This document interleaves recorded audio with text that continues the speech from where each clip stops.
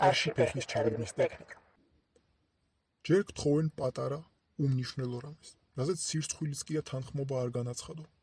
მაგალითად გეტყვიან, რომ ატარებენ კვლევას და აინტერესებთ მოსახლეობის აზრი.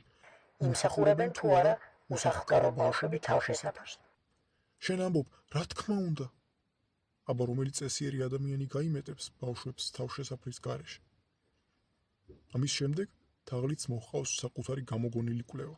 რომ სულ რაღაც 10 ლარია საჭირო თითოეული ოჯახის მხრიდან იმისთვის, რომ ბავშვების 80% დაკმაყოფილდეს საცხოვრებელი ადგილით.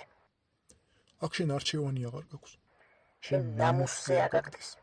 ჯერ დაგითანხმეს იმაზე, რომ ბავშვები იმსახურებენ თავშესაფარს, შემდეგ კი გთხოვეს სულ რაღაც 10 ლარი. რომ შენი სურვილი აასრულო. თუ ამ 10 ლარს არ გაიღებ, შენ თავს ძალიან ცუდად იგრძნობ. შეილახება შენი ღირსება და გაგიჩნდება დანაშაულის გრძნობა. ცოტა ხანში თაღლითი ჯიბეში შენი 10 ლარით მიადგება შენს მეზობელს. უსახლკარო ბავშვებისთვის კი არაფერი შეიცვლება.